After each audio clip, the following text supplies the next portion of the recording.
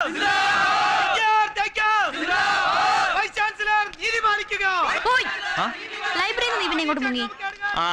നിന്നെ നോക്കി നടക്കുമായിരുന്നു. ക്ലാസ് ഉണ്ടാവോ?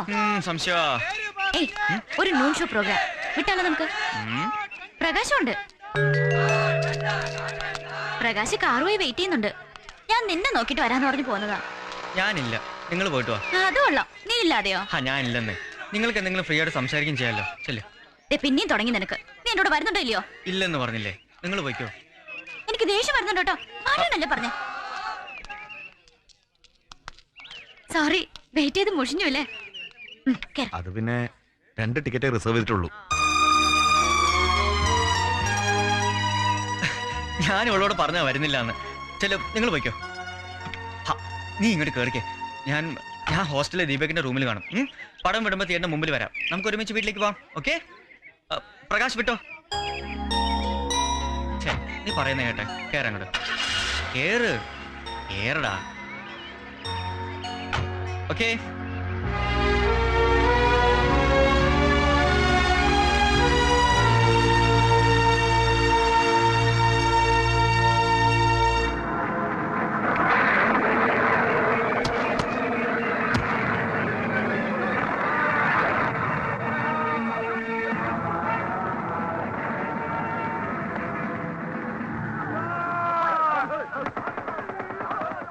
कभी कभी तुम्हें देखकर ये गुमान होता है कि तौहीद कोई इंसानी जिस्म नहीं, किसी मशीन का नाम है प्रकाश, जिसमें खुशी, गम, दर्द नाम का कोई भी पुर्जा नहीं. എനിക്കൊരു മൂഡില്ല. പ്രകാശ് വേണമെങ്കിൽ കാണാം. ഞാൻ പോവാ. मशीनें गद्दार नहीं होती जनाब.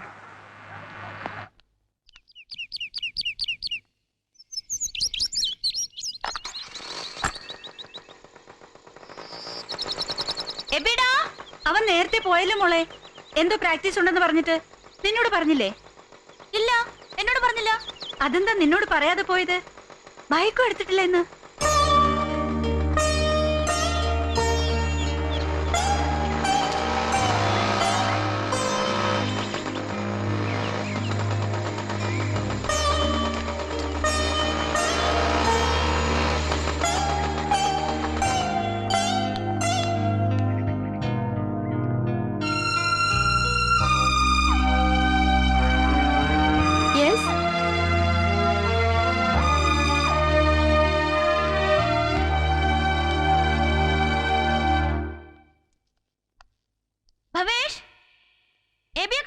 ഇല്ല, ക്ലാസ്സിലില്ലേ? ഇല്ലെന്നേ, ക്യാൻറ്റീനിലും ഇല്ല. താനും കയറില്ലേ? അവർ എന്താ രണ്ടുപേരും കൂടി പിണങ്ങിയോ?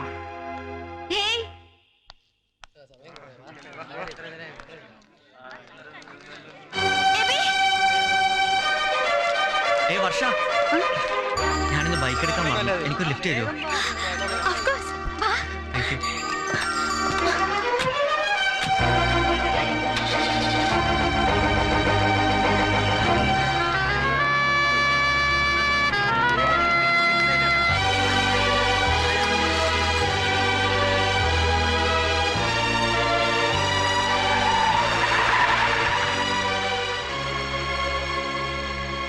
എന്താ ഇവിടെ നിർത്തിയത്?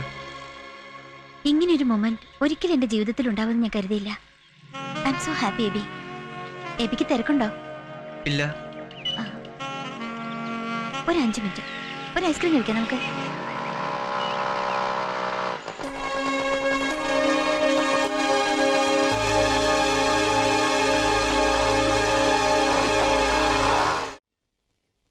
രണ്ട് ചോക്ലേറ്റ്സ് ഉണ്ടേ. ഇന്ന് രണ്ടുപേരും ക്ലാസ്സിൽ കണ്ടില്ലല്ലോ. സോന ഡോറ് വരെ വന്ന് മടങ്ങിപ്പോയി. എബി അങ്ങോട്ടേക്ക് വന്നതേ ഇല്ല. ഭയങ്കര തലവേദനയായിരുന്നു. ഹോസ്റ്റലില് ദീപകിന്റെ റൂമിൽ കിടന്ന് ഉറങ്ങിപ്പോയി. നോണ, രണ്ടുപേരും പിണങ്ങി അല്ലേ? ഞാൻ ശ്രദ്ധിക്കുന്നുണ്ട്. പ്രകാശുമായിട്ട് റൊമാൻസ് ആയി പിന്നെ സോന എബി അവോയ്ഡ് ചെയ്യുന്നു അല്ലേ?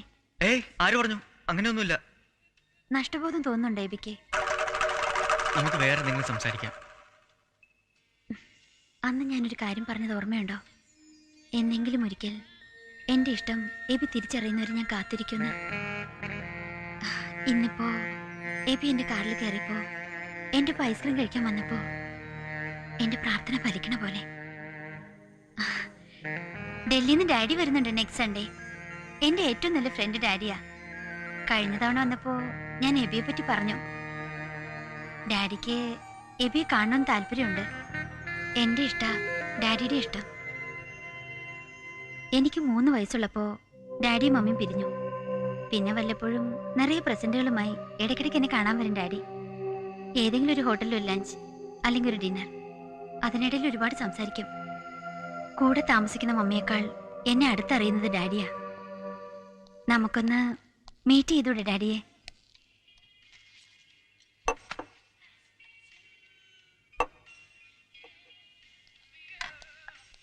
എബി, ഒരു മോഹം. Please exchange. Sorry, I am sorry വർഷ.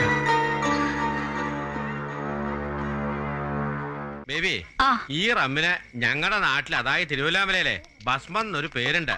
വൈകുന്നേരം കുളിയൊക്കെ കഴിഞ്ഞ് ഭക്തിയോടെ ഭസ്മം തൊടാൻ ഇരിക്കാന്നാ പറയാ. പണ്ട് കാരണവന്മാരൊരു ഭാഷയാ. മക്കളും മരുമക്കളും അറിയാതെ മോന്താനുള്ള അടവേ. ഒരെണ്ണം കൂടി ഒഴിക്കട്ടെ? പിന്നെ അല്ല, മേനോൻ സാർ ഈയിടെ ശുക്രിയ പറച്ചിൽ നിർത്തിയോ? പിള്ളേരതിന്റെ അർത്ഥം മാറ്റി കളഞ്ഞില്ലേ? ഇപ്പൊ അറിയാതെ അബദ്ധത്തിലെങ്ങാനും പറയാൻ വാ തുറന്നാ അപ്പ വിഴിയും കളി. അല്ല, നമ്മുടെ ആളെവിടെ രുക്കു? കാണാറേ ഇല്ലല്ലോ.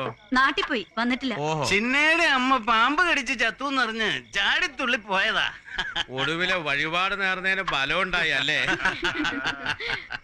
ഇതെന്നെ പറ്റി ഈ പിള്ളേർക്ക്? കുറെ നേരമായല്ലോ നഞ്ചു തിന്ന താറാവിനെ പോലെ. എന്നതടി സോന? അല്ലേലും ഇവരുടെ കോമഡി കൊണ്ട് ഇവിടെ ചെവിതല കേൾക്കല്ല. എന്നതാടാ എബി? ഒന്നുമില്ല ജോബച്ചായ. പിന്നെ എന്നാത്തിനാ ഇങ്ങനെ മാറിയിരിക്കുന്നേ?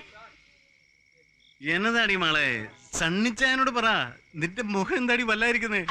ഒന്നുമില്ല. പിന്നെ നിന്റെ ലവ് ഫെയിലർ ആയ മോളെ? അതൊന്നുമല്ല.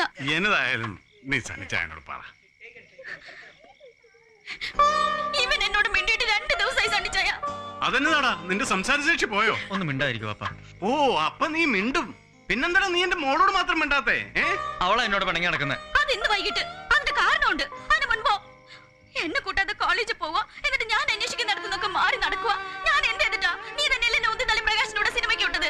അവള് ചോദിച്ചതിന് ഉത്തരം പറയടാ. അത് പപ്പ പ്രകാശിന് ഇഷ്ടമല്ലെങ്കിലും ഒന്ന് കരുതിയിട്ടാ. പ്രകാശ് ഇഷ്ടല്ലെങ്കിൽ നീ എന്നോട് മിണ്ടൂലേ? പറ, എന്നോട് മിണ്ടൂലേ? എന്നിട്ട് അവൻ എന്നോട് റിവഞ്ച് എടുക്കാൻ നടക്കുക.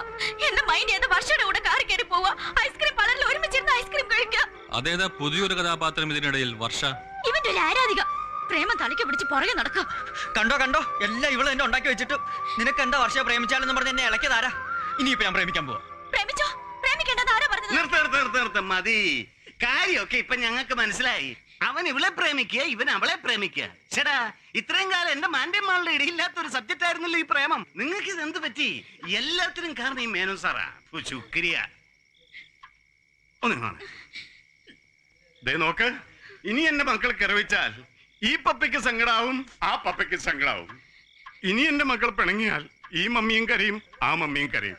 അതുകൊണ്ട് എന്റെ മക്കളെ കൈകൂട കൊടുക്കടാ.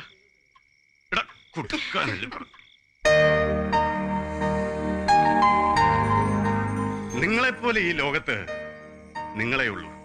അതുകൊണ്ട് നിങ്ങൾ പിണങ്ങരുത് ഒരിക്കലും. മനസ്സിലായോ?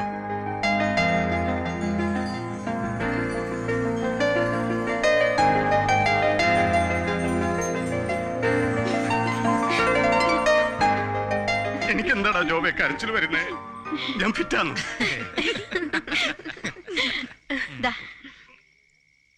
എടുക്കടോ.